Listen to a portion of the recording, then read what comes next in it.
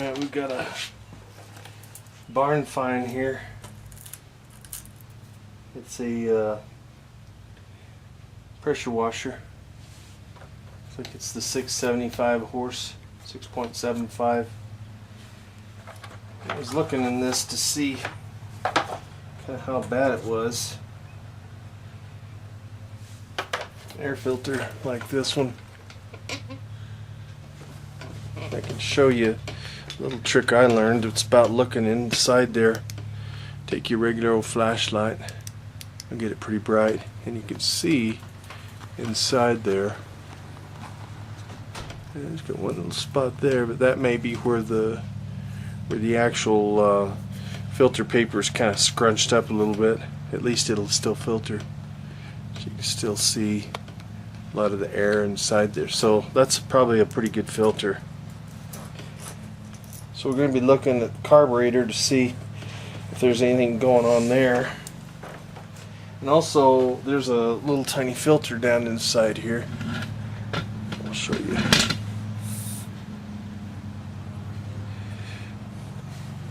You can kind of see it right down in here. Get that tripod so you can see a little better. Sorry about the bouncy camera. Right down inside here. That's a filter.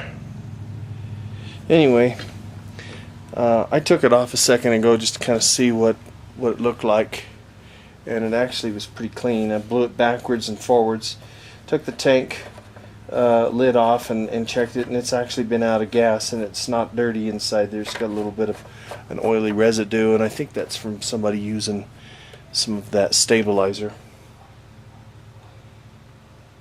So we'll go ahead and check our spark plug and see what that's up to.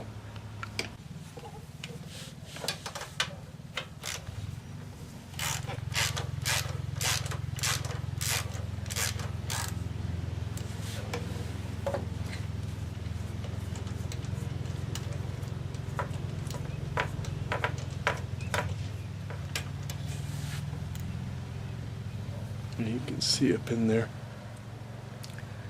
Looks like it's got some spooge on there. Can't tell what it smells like.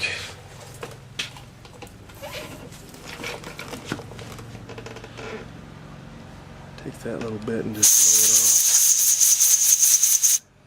blow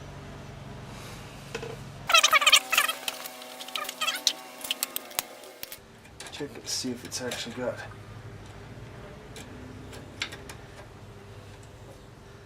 some spark. Ooh, looks like there's engine oil popping out of there. Look at that.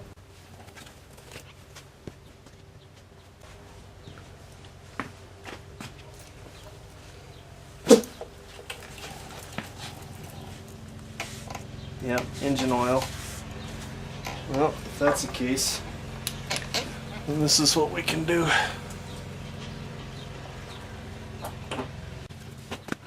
Making better.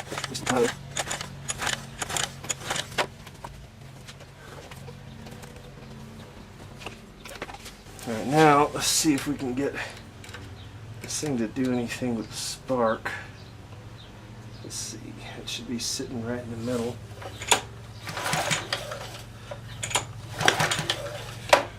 Alright, let's see if I can show you.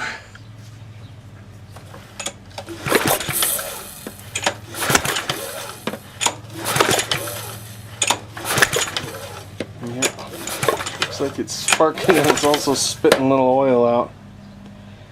So we'll have to look and see what's going on with that. Alright, so what we can do is I put this, that's on the exhaust stroke, so that as I blow air into the cylinder it'll go out the exhaust instead of into the intake.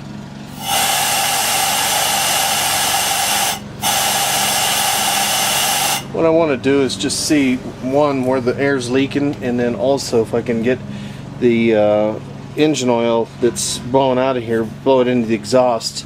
That way it'll burn itself out of there rather than take the whole thing apart. I'll put a little bit of gas in this thing. See what it does. Don't need much, just to wet its whistle a little bit before I start it.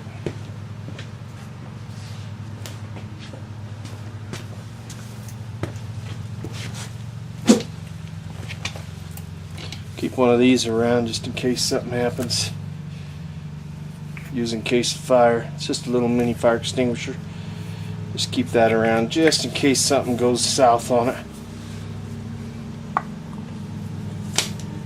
And we'll see what it does. Try to choke it and then see what it'll do.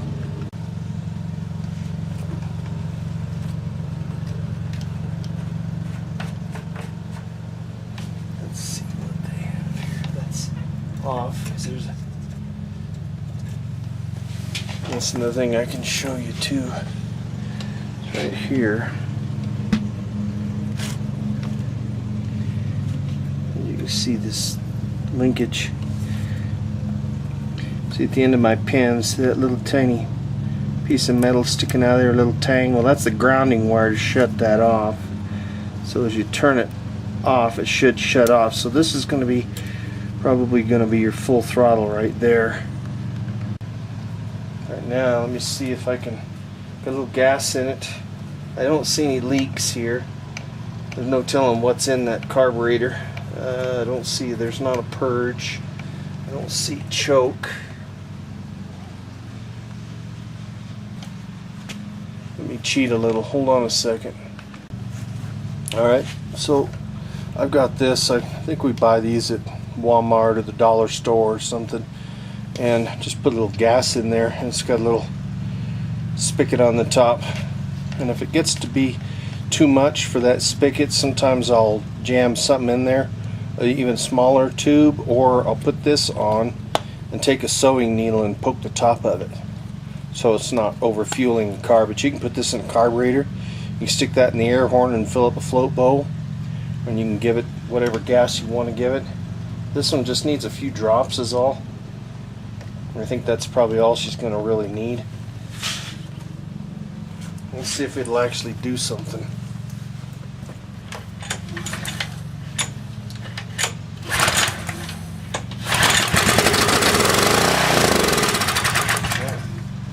Well, looks like it's got potential anyway.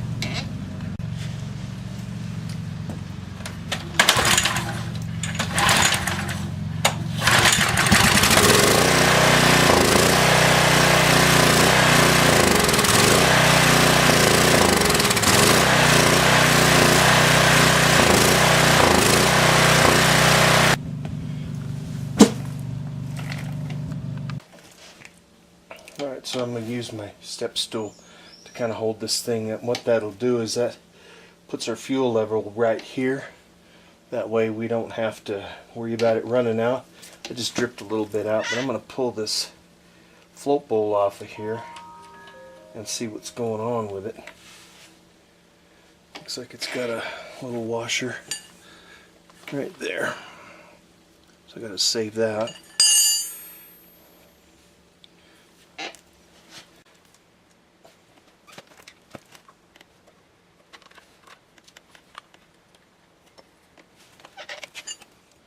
Yeah, that's what you're going to be able to see. Watch this.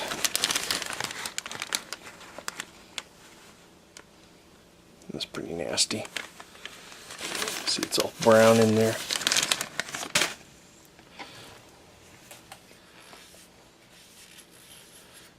I'll wipe that all good and clean. Then I'll pitch this down a little bit and see if fuel is actually able to come out of that. Yep. So that's good.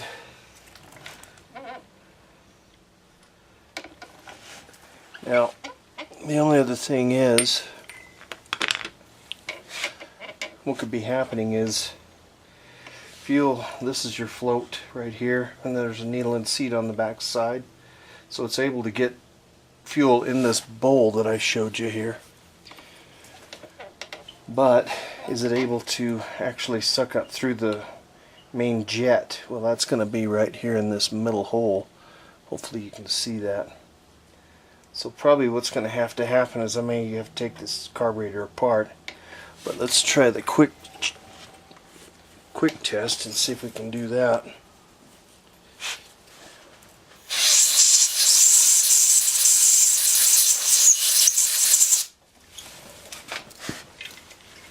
Now here's another trick. This is just a pressurized can. You can put blowgun on it, pressurize it. But what I filled it with, this is actually like an acetone. You can buy this at local body shop supplies. And what it is basically it's paint gun cleaner. It's VOC certified. And also when you spray it on something, it actually dries very quickly. But I can buy it in a 5-gallon bulk, and I don't have to use brake cleaner.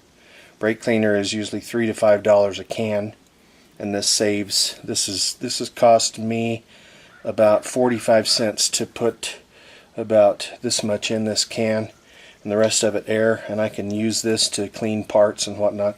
It is fairly strong, but it's actually a little better than brake cleaner. Brake cleaner sometimes will give me a headache.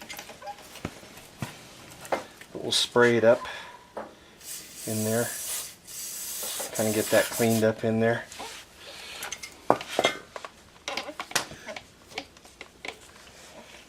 And then see, we'll blow this off real good again.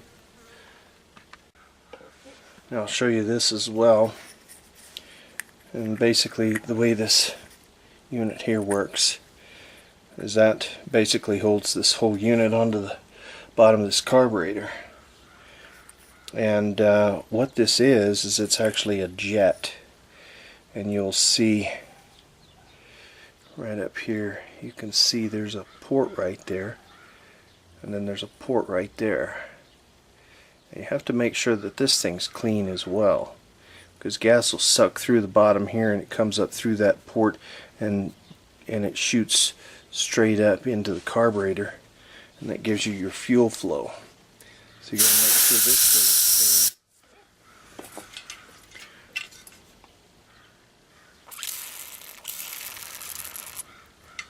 One thing I like about these little spray cans is you can toggle just a little bit of fluid if you want. And see right there, you can see if I just give it a little bit right in the end of that port, it comes out the end of that pickup port. So when it comes out that pickup port right there, that tells you that it's fairly clear. So blow that off real good, and we'll prepare to put that back together. Alright, going back together, I've got this little offset wrench. It's a 13mm. Go up in there and just give it a good snug. You don't want to get it too tight and split something or break the gasket. We'll try that and see what that does for us.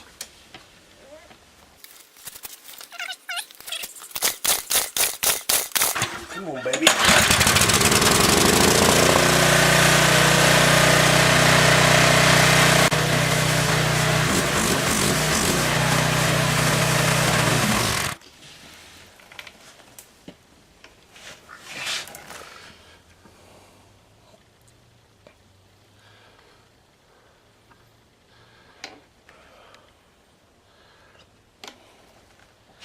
Alright, so that was a barn fine pressure washer.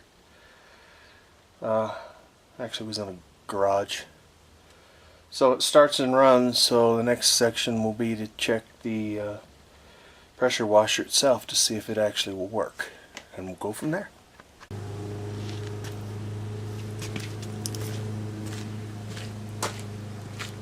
I started it. I had to replace this water inlet here. On this one you have to pull the trigger to relieve the pressure, and then you can start it, turn it on.